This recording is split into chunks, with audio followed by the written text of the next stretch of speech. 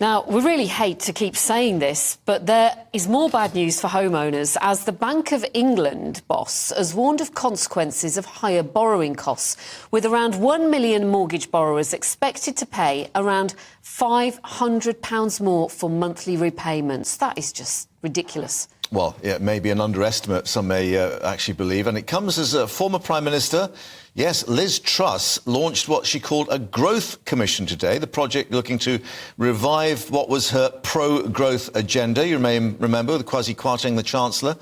Britain, of course, going into a low-growth, high-tax economy, in her view, and many other economists. Let's speak to our business editor, Liam Halligan, who's been at that meeting with On the Money.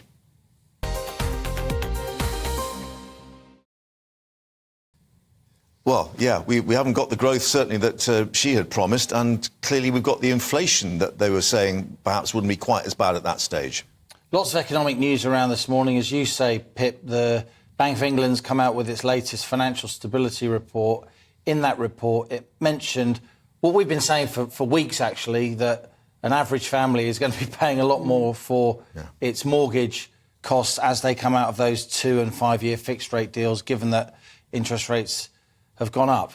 And the fact that interest rates have gone up and gilt yields have gone up, government borrowing costs have gone up, that's one reason why the former Prime Minister Liz Truss has launched this growth commission this morning. She asked me to chair that press conference, which I was pleased to do as a journalist. She's got together a dozen or so economists from around the world, British economists, some pretty high-ranking economists, it must be said, a former chief economist of the CBI, another former senior Treasury official. She's got US economists, Japanese, Indian, Latin American economists. And I think they're united by the notion that the Western world has forgot that growth is vitally important. There is still a lot of growth that we can engender. There is still a lot of technological advances.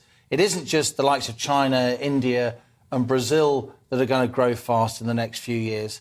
And Liz Truss, after the Growth Commission report was launched, she allowed me to ask her a few questions exclusively for GB News, and here she is. Well, what we've seen for decades is low economic growth, and what that means is people are worse off than they need to be.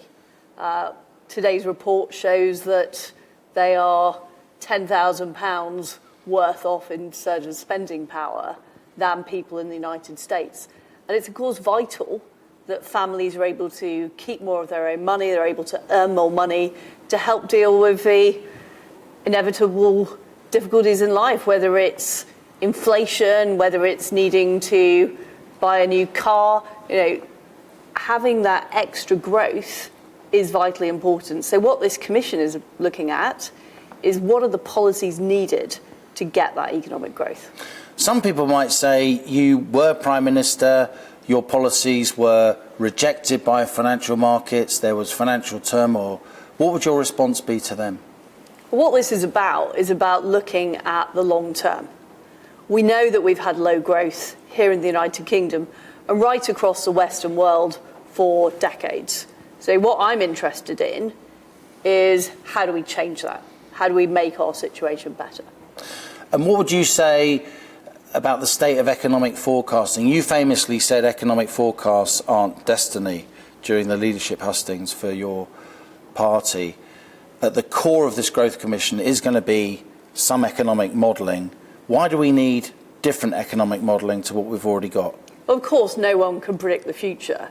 But what we do know is if we have too much regulation, if we have very high taxes, then that leads to people being less likely to go out to work, businesses being less likely to establish.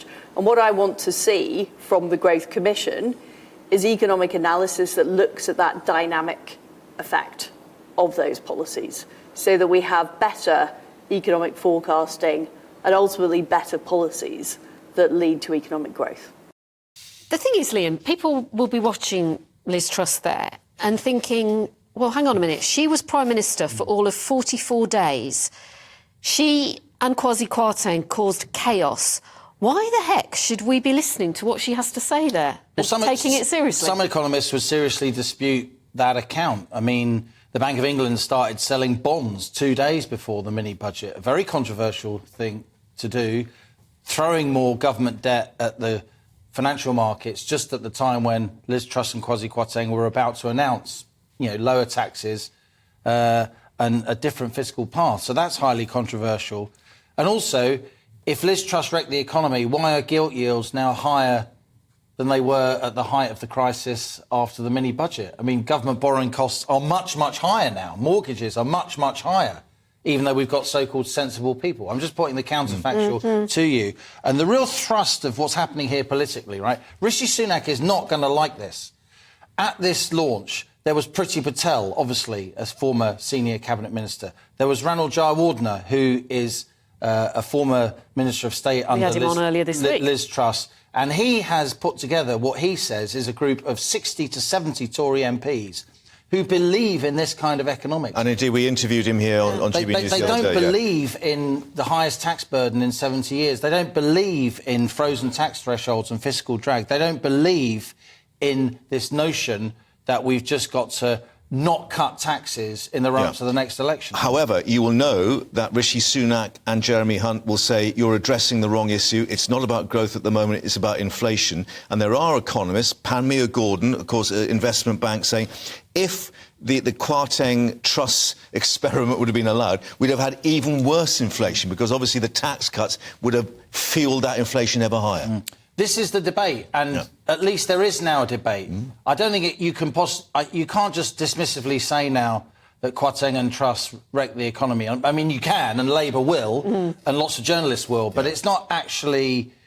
that notion can be factually, seriously challenged now, given that government borrowing costs are much higher than they were at the time of the mini-budget.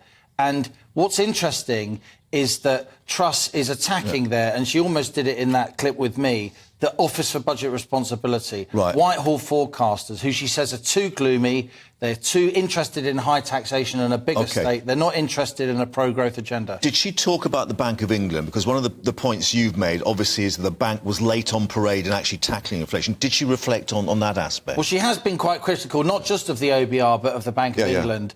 But I think Liz Truss, and certainly the members of the Growth Commission that I've spoken to, I don't think they're going to be in the business of trying to, defrock the old lady of Threadneedle Street to push Andrew Bailey out or even to change the model of independence. Because I think to do that when our finances are obviously under close... That would really frighten the horses. That would be seen as moving the goalposts in the middle of the game. And I certainly haven't advocated that, despite me being critical of Andrew Bailey.